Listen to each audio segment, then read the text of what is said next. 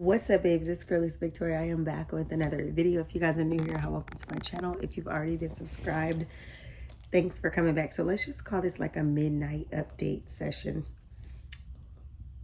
We're not even gonna call it midnight because it's not midnight. We're gonna call this a late night session, just like a catch up. It's actually 10 o'clock on the dot right now. I've made myself a yogurt smoothie bowl. So I have blueberries, strawberries, a scoop of peanut butter, dairy-free yogurt, and protein oats.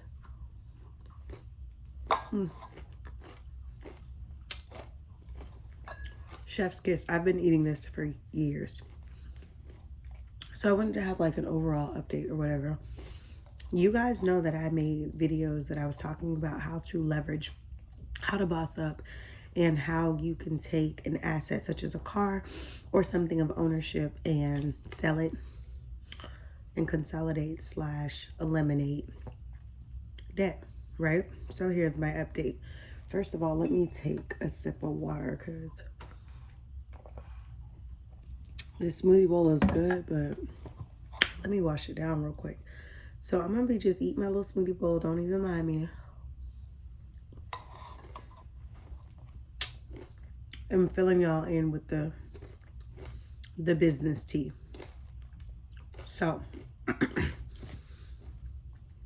I'm not someone who Lyft and Uber is just not my thing. Okay, I've had to do it over the last couple of days to get places and do things, but I'm not a person like some of my friends who live like in different states and stuff like that up north or whatever. Uber and Lyft is a commonality for people who may not own cars or just need it for quick travels. But using Uber and Lyft on a daily basis is just, it's not for me. Like if I gotta go to the airport, okay, it's not for me. So I know I've gotten asked questions like, oh, you sold your car, so how long are you gonna be without a car? And it's like, not long. I'm not planning to have sold my car to not have another car. It's just I am telling you guys and showing you guys how you can sell a car, eliminate debt, consolidate loans if need be, and boost that credit score major. So as you guys read the caption, no cap, my credit score increased 54 points on both credit bureaus by, and I'm going to tell you guys exactly what few things have allowed it to happen. So first things first, I ended up selling the car, right? Before I sold the car, I made these videos before. So if you haven't caught up with this video or this series of videos that I've been just talking about how I've been bossing up, then go catch those videos out. But I made a video where I was talking about how I was gonna show you guys how to sell a car and like consolidate and do all these things that I'm saying. I gotta log back in, hold on. So I did that. But before I sold the car, I had already had an itemized list of everything that was on my credit, and everything, like the balances, anything, right? Now, granted, it wasn't that much, but I still had each of those items written down. So if it was 7 items, I had all 7 of those items written down, and next to them, I had the actual full balances. And then next to them, I created a column where I said, I'm now going to call all these places. So before selling the car, I had the itemized list. I had got the credit reports from my annual credit report.com. I downloaded them. I looked at them. I seen what was on there. I wrote everything down. And I wrote phone numbers and account numbers and everything. The next thing that I did is I called all those phone numbers and made settlements to every single one of those accounts. Now, granted, like I said before in my other video, you can obviously you leave it on the credit, let it fall off, but a lot of things don't fall off until 7 to 10 years. The newer something on your credit, the more impact, the older, the less. But needless to say, you don't want that just sitting on your credit when you have things to do and you could get in front of the remaining years of negative history. So if it's going to report anyway, better report 0 for the next 5 years if you're 2 years into a debt than to be reporting past due for the 7 to 10 years. That's just going to hurt you. So I did that, wrote out all of the negotiated numbers, and then I turned around, ended up selling the car, and I said my priorities are going to be to pay those things off. Now, here's what my strategy was. Obviously, when I got them on the phone, I talked them down to the lowest debt that I can get my balances. If you're not removing it, like deleting it from my credit, then at this point, it doesn't even matter. I'm going to settle it. But I got them to give me the lowest that I negotiated, right? So then I turned around and waited a few days, and I called back and I said, hey, if I pay now instead of 2 weeks from now, I'm going to pay once. Cut it out, Bricks. I said, I'm going to pay it once, right? But I'm going to pay it now instead of making you wait 2 to 3 weeks. Do you think we can get the balance like lower than where we're at? One place, my balance was $116. And then we ended up getting it down to, she was like, oh, we can do it for 90 something. I said, no, what about 80 something? And she was like, yeah. And then I was like, that's still too high. Let's go 60. So we got it to 69, right? So I put it on the books for 2 weeks from now, I'll pay $69. Now, the reason I do that is because my strategy is if I do it in the same day, it's like I'm locked into that amount. But I'm trying to work a strategy. So then I wait a couple of days. I call back to pay it. And I'm like, hey, I can pay now instead of 2 weeks from now. But I can't, I'm not going to be able to do this 69. I'm going to need it to be lower than this. So we ended up settling at like 58.58. So I brought it down from 116 to her saying 90 to 80 to 60 something to 58.58. That's where them sales and negotiation skills got to come in. And they did. So I paid the balance 58.58. Got that one taken care of. Now, granted, some of these balances are small, but you don't know they're on your credit until you actually check. So I took care of that one. Then there was another balance that was $414, and I ended up paying it down to $165. That one, they were not buzzing on moving any lower than that. So, they had said $414, then they were like, oh, we can do it for 3 something. Then I was like 2 something. Then my final negotiation was $165. So then I waited days later to call back, try to further negotiate. They were not moving past that because at that point I had negotiated 60% of the debt. And typically it's 50% that you have to negotiate, or 50% that they're allowed to do. So I said, okay, this one I'm not going to get too mad at because I did negotiate 60% of the debt, and really they normally do 50.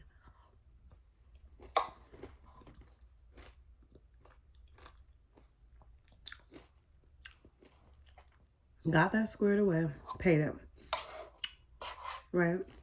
Now, these two that I'm telling you about, they haven't reflected on my credit yet to a zero balance. So I'm pretty sure my score is about to jump again, like heavy.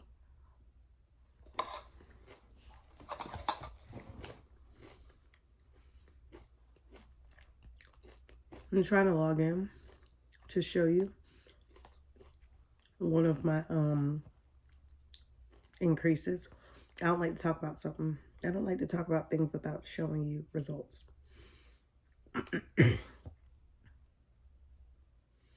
And this goes to show you that certain things can really affect you. Look, y'all. Can y'all see that?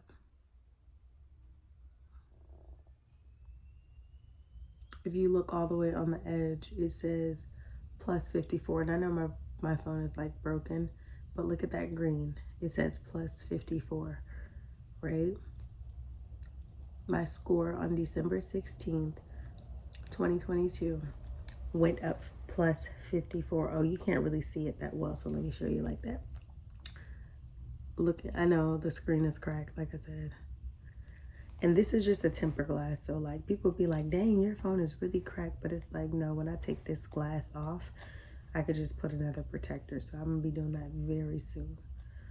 So that it doesn't shatter my actual phone. Same thing for my 12 Pro Max. But my score jumped 54 points. Now let me tell you, the 2 debts that I told you about, one of them was in collections, and I think she said that it's not being reported by them, but if I hadn't paid it, then she didn't know what the next step would be. It could be reporting. So I took care of that one because I didn't need it to report, but I found out that it existed when I called about something else.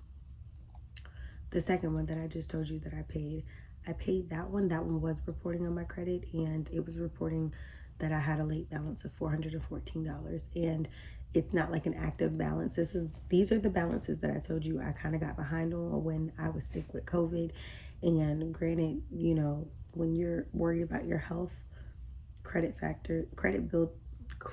companies don't really, they're not worried about that. Now, granted, they've had some type of assistance for people who had COVID, for COVID relief and things, but all in all, they look at it as, this is your responsibility, this is your balance. You were sick, okay, but make it happen.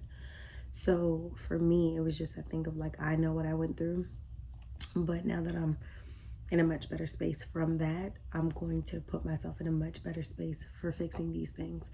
So with all that being said, I went ahead and I paid it.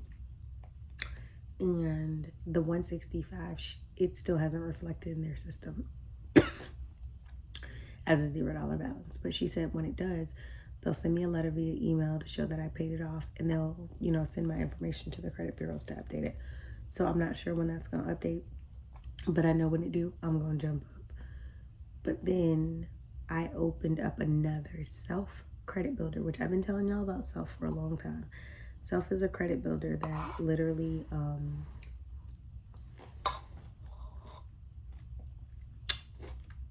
it's a builder that allows for you to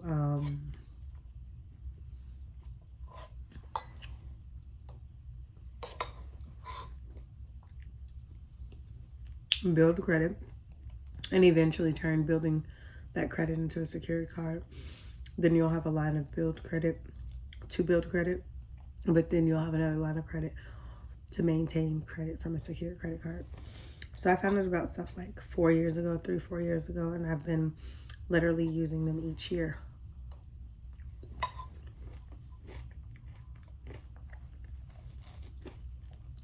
It's a legit business, legit company.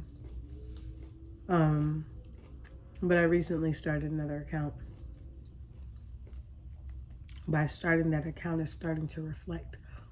That's the only thing that has now showed up to the credit. So the 2 balances that I told you, one of them wasn't on the credit, but I stopped it from making it to the credit. And the other one is on the credit, and it has not yet reported a $0 balance. It's still showing $414 until they update it to a $0 balance. So since that's coming, it's safe to say that this 54-point increase came simply for me opening up that credit builder loan again. Like I said before in other videos, when you're rebuilding credit or you're starting, well, I want to talk about rebuilding credit. If you had any negative factors that affected you in the past and you're stagnant in your credit now because you're just not using it, so it's not revolving, your best bet is going to be to rectify whatever happened in the past, whether it's settle it, let it fall off your credit, whatever you need to do. Then you have to actually build upon that. Otherwise, it's just going to look like old debt paid off or old debt settled, but nothing new to build the years, like the age of the credit, the history, the anything. Anytime you have anything bad, the best thing to overcome bad is with good, right? Overcome evil with good. So it's the same thing, overcome bad with good. So you have to start showing, okay, yeah, I messed up, or yeah, this went downhill, but I'm willing and able to rebuild. So that simple step of opening up that credit builder again just raised me 54 points. We are January 10th. I opened up that builder loan again in December. Can't exactly remember which day, but it was December. It was like, might have even been November. I don't know if it was December 1st or 2nd. I think it was like December 1st. So nearly 2 weeks later, it's reported to my credit in December and raised it that much. So then the next step is to get these balances paid down and paid off. And once I do that,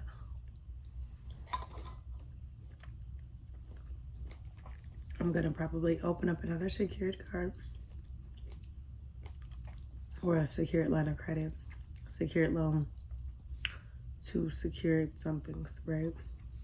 And start rebuilding my credit with positive things.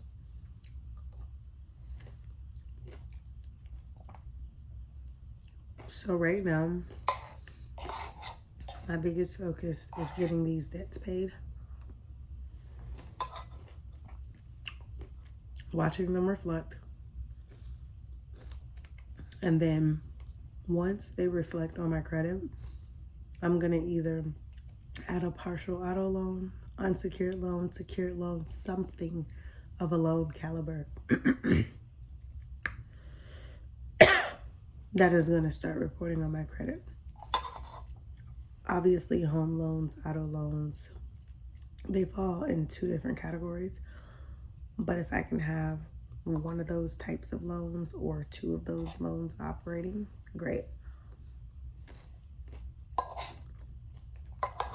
Now, part of me have to think, do you want to do, you can do unsecured loan, or you can pay cash for a car, or you can do, there's so many different things. The one thing you have to think about is if you're going to purchase property or anything like that, and you get an auto loan, whatever that monthly payment is for the auto loan, it factors in your debt to income ratio. So say you go get a car loan, right? You're paying $300 a month. Yeah, it might be helping your credit, but if you're going to go buy a house, they're going to look at the fact that you have incoming debt of $300 and whatever other things that you owe on a monthly basis, plus the mortgage. And if they feel like you don't, that the debt is higher than the income, then you're not going to be approved. So the best thing to do is get a partial auto loan, or make that auto loan a secured or unsecured loan. That way, yes, it's reporting to your credit as a secured or unsecured loan, but it's not reporting as an auto loan. So at that point, it could be a little bit different. Now, will it affect you as far as debt to income, like heavy, like an auto loan? Maybe. Both ways, you have to understand that if you have any types of loan, that they're going to factor into the debt to income, because it's a monthly obligation that you have to pay. So you have to pay attention to that. Figure out what works for you before you do it.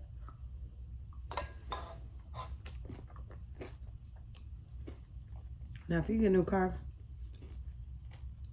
you put all the money down from the car that you bought.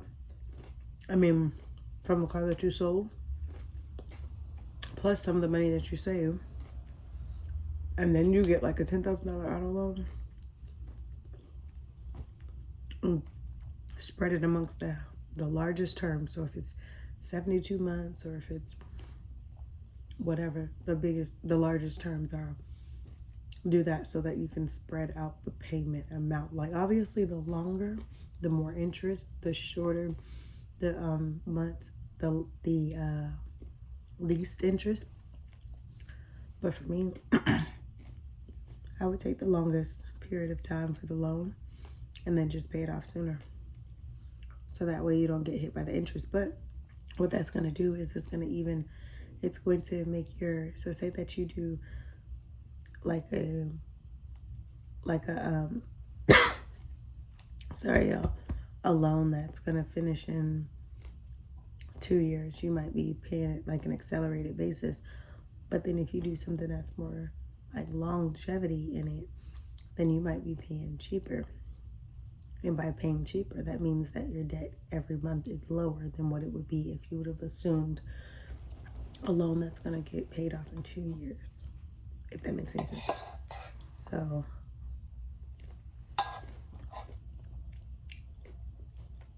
those are things to think about.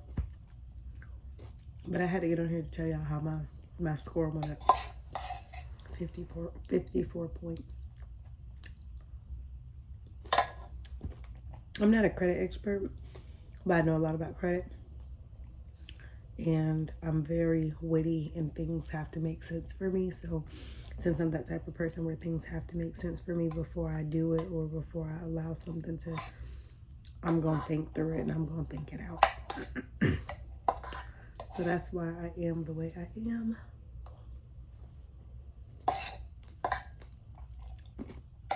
So right now, that's my biggest focus.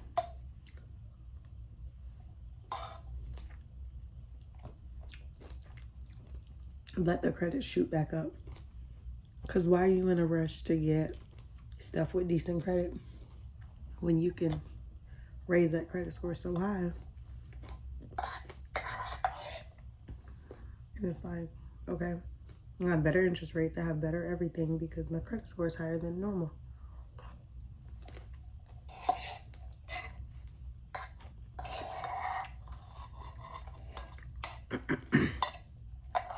I have a game plan, I have a strategy.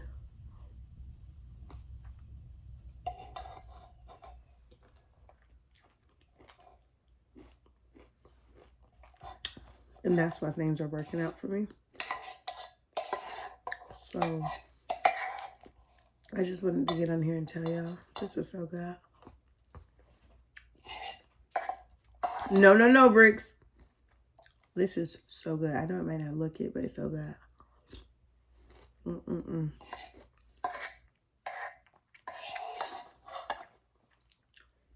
I shouldn't be eating this late at night.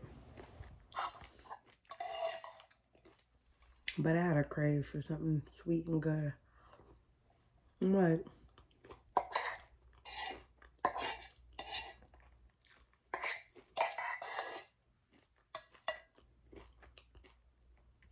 What better way than to have a smoothie yogurt bowl?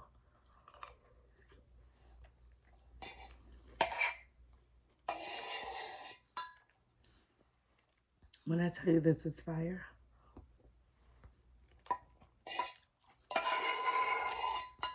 This is just a little FYI because it has nothing to do with the video. But I freeze my berries. I freeze my yogurt. So when I have this, it's truly a cold, sweet treat.